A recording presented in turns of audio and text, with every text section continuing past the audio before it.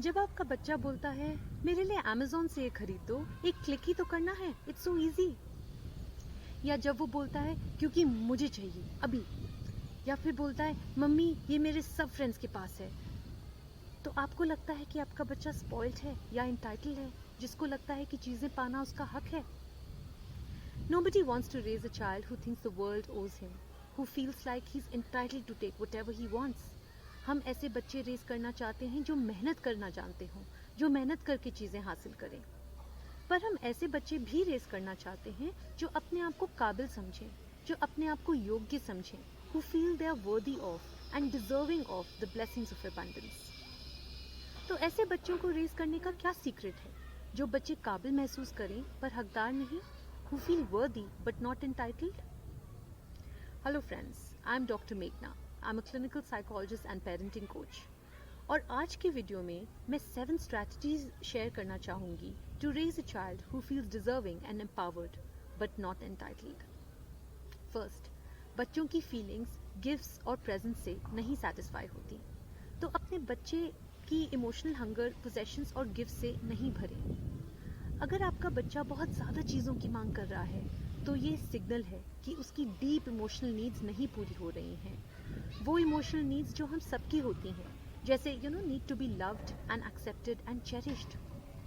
अक्सर हमें guilty feel होता है कि हम अपने बच्चों के साथ टाइम नहीं बिता पा रहे हैं, और इस गिल्ट को कम करने के लिए हम उनको चीज़ें खरीद कर देते हैं।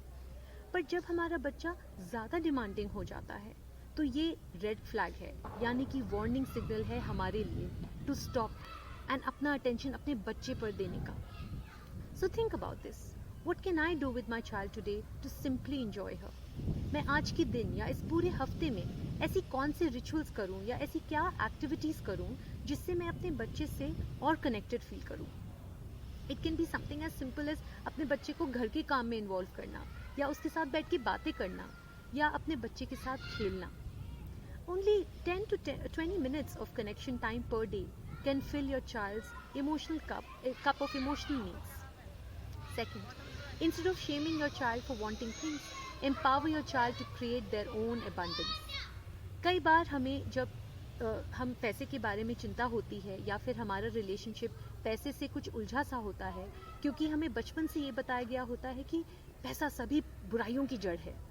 तो जब हमारा बच्चा कोई चीज़ मांगता है, उसको शर्मिंदा करने से या शेम करने से वो पैसे की वैल्यू नहीं सीखता, बल्कि उसको अनवर्दी फील होता है। पर बच्चों को जो वो मांगते हैं वो देने से भी गलत सबक मिलता है। So what should parents do? There is a better way, we can empower our children. Imagine करिए कि आप अपने बच्चे को खिलौने की दुकान में ले जाते हैं उसके दोस्त की बर्थडे के लिए, गिफ्ट खरीदने के लिए। अब 3 स्थितियों पर विचार करते हैं। पहली स्थिति में आप अपने बच्चे को बोलते हैं, तुम्हें पता है ना तुम यहाँ क्यों आए हो? तुम्हारे फ्रेंड के लिए बर्थडे गिफ्ट खरीदने, भूल के लिए भी कुछ नहीं मांगना। तुम्हें क्या काफी नहीं दे रखा हमने? पेड़ पे पैसे नहीं उगते। तुम्हारे पास जो चीजें हैं उनका ध्यान तो रखते नहीं हो, और चीजें चाहिए।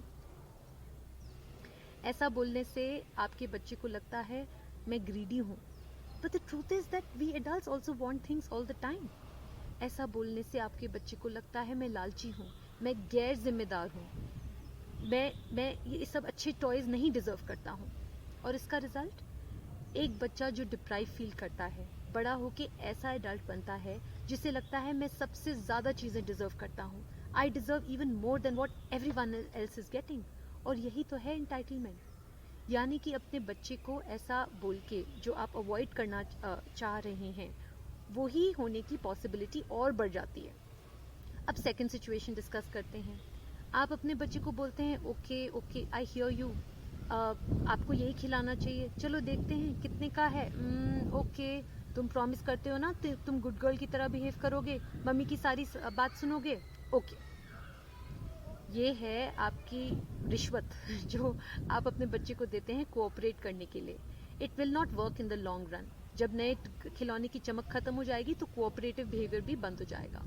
बट व्हाट्स वर्स इज कि हम अपने बच्चों को अगर सब चीज़ें जो वो मांगता है ऐसे ही थमा दें तो वो एक्सपेक्टेशन बन जाती है कि मुझे जो चाहिए लाइफ में वो मिलेगा, स्पेशली अगर मैं जिद करूं या ऐसी प्रॉमिसेस करूं जो मैं पूरी ही नहीं कर पा रहा हूं। आपके बच्चे को उस समय तो बहुत अच्छा लगेगा, उसके ब्रेन में इंस्टेंट डोपामिन नाम का केमिकल का हिट होगा, बट जैसे ही वो नए खिलौने का आकर्षण कम होगा, बच्चा दूसरी चीज मांगने लग जाएगा. That gets your child in the loop to repeatedly asking for things as a way to feel good. इससे बच्चे को हैबिट पड़ जाती है और नई नई चीज़ों को मांगने के बिना नई नई चीज़ों को मांगने की और बिना ग्रैटिट्यूड फील करें. अब थर्ड सिचुएशन के बारे में बात करते हैं जो मैं रिकमेंड करती हूँ. अपने बच्चे को बोलिए, अच्छा तुम्हें वो खिलौना चाहिए? आई नो, कितना कूल है ना, वाओ. वेल, हमारे प्लान में आज नहीं है आपके लिए न्यू टॉय खरीदना. In other words, you're telling your child that this is not about a poverty mentality. It's about priorities. आप बोलिए, नहीं बेटा, आज हम नहीं खरीदेंगे. I'm sorry बेटा. I know आपको बुरा लग रहा है. I see how much you like it. ये टॉय आपको आपकी बर्थडे विश लिस्ट में डाल दें? I know. अभी आपका बर्थडे बहुत दूर है ना, पर अगर आपको तभी भी ये टॉय चाहिए होगा, हम तब खरीद लेंगे आपके बर्थडे के लिए. इससे आपके बच्चे को शर्मिंदा या गिल्टी या गैर जिम्मेदार नहीं फील होगा. उससे ये सीखने को मिलेगा कि अगर उसको कोई चीज़ चाहिए, उसको मिल सकती है इवेंचुअली. उसको वेट करना सीखना है. Third, understand what's going on with your child. अपने आप से पूछिए, मेरा बच्चा क्या फील कर रहा है इस वक्त. Ask yourself this from a place of curiosity rather than a place of judgment. Essentially आपका बच्चा बोल रहा है, मुझे वो खिलौना चाहिए और मेरे लिए वेट करना बहुत मुश्किल है. If you get that toy for me now, I won't have to tolerate the distress of wanting and not having. यानी कि हमें अपना पर्सपेक्टिव या नज़रिया चेंज करने की ज़रूरत है. दिस इज़ नॉट अबाउट, ये इशू इस चीज़ का नहीं है कि आप कैसे पेरेंट हैं, अच्छे या बुरे, या आपका बच्चा कैसा बच्चा है, वेल बिहेव्ड या spoiled. This issue is not about that. This issue is about emotion regulation. यानी कि आपका बच्चा किस तरीके से अपनी डिफ़िकल्ट फीलिंग से डील करता है और आप कैसे उसको मदद करते हैं. सो सिंस ये इमोशनल रेगुलेशन का इशू है, सबसे पहले हमें बच्चे से एम्पथाइज करना है और दूसरा एम्पथाइज करते हुए नो बोलना है. शायद कुछ ऐसा बोलकर, सॉरी बेटा, आई नो मैं एक क्लिक से अमेजोन से ऑर्डर कर सकती हूँ, but I am choosing not to. हमारे लिए वेट करना सीखना बहुत इंपॉर्टेंट है. It's okay to be upset. मुझे भी वेट करना बहुत मुश्किल लगता है. यहाँ पे ये ज़रूरी है कि फर्स्ट आपको आपका नो स्ट्रांग हो. आप अमेजोन से क्यों नहीं ऑर्डर कर रहे हैं उसकी एक्सक्यूजेस नहीं बनाएं. ऐसा नहीं बोलिए कि अरे ये तो आइटम आउट ऑफ स्टॉक है या इस आइटम की डिलीवरी हमारे एरिया में होती ही नहीं है. और ये याद रखिए, this is not the time for a lecture on the value of money. And second, be honest with your child about waiting. आप इस सिचुएशन में क्यों वेट करने का डिसाइड कर रहे हैं. एक रीज़न ये हो सकता है कि वेटिंग हमें हेल्प करता है ये डिसाइड करने के लिए कि हमें सच में कुछ चाहिए या इम्पल्सिवली मन बन गया है कुछ देख के खरीदने का. या एक और रीज़न हो सकता है कि वेट करने का कि we are trying to own less possessions, कि हम कोशिश कर रहे हैं as a family minimalistic lifestyle जीने का. या एक और रीज़न हो सकता है कि बड़ी चीज़ों के लिए हम पैसे सेव कर रहे हैं. जो भी आपका रीज़न हो वेट करने का, discuss it with your child after she has calm down. Fourth, role model gratitude and values. आपके लिए सबसे ज़्यादा मायने क्या रखता है लाइफ में. आपकी फैमिली यानी कि जिन लोगों को आप प्यार करते हैं वो, या दुनिया में कुछ अच्छा करना, या अपने पैशंस को फॉलो करना और वर्ल्ड में कंट्रीब्यूट करना. मैं शर्त लगा सकती हूँ कि जब मैंने ये क्वेश्चन पूछा आपका आंसर चीज़ें खरीदना नहीं था. आपने चीज़ें खरीदना नहीं बोला होगा. तो ये हमारे बच्चों को देखना है, सीखना है कि लाइफ में सबसे ज़्यादा मायने मटेरियल पोजेशंस नहीं रखते. Children won't always do what you say, but they'll always do what you do. If you shop for relaxation or fun, so will your child. अगर आपका झट से अपने लिए सबसे लेटेस्ट गैजेट या सबसे सुंदर साड़ी या कपड़े खरीदते हैं, तो आपका बच्चा देख रहा है, आपके ही फुटस्टेप्स में वो फॉलो करेगा. पर अगर आप सोसाइटी को कंट्रीब्यूट करते हैं, तो आपका बच्चा वही सीखेगा. Your child will see sharing with others as a regular part of his life. अगर आप सब चीज़ों के लिए ग्रैटिट्यूड एक्सप्रेस करते हैं, so will your child. Fifth, counteract the message that happiness can be bought. As parents हमें ये याद रखना है कि सिर्फ हम अपने बच्चों को लाइफ के बारे में नहीं सिखा रहे. Media is a very effective teacher. और अगर आपका बच्चा टीवी और मोबाइल देखता है, तो media has a direct line to her brain. Research studies के मुताबिक एडल्ट्स बोलते हैं कि हमें ऐड से फ़र्क नहीं पड़ता, लेकिन रिसर्च ने ये दिखाया है कि हम सबको बहुत गहराई से प्रभावित करते हैं एड्स. इमेजिन हमारे बच्चों को एड से कितना इन्फ्लुएंस होता होगा, कॉन्स्टेंटली ये मैसेज देकर कि लाइफ का गोल है पैसा, अधिक पैसा और अधिक चीज़ें। That is what ads teach them, don't they?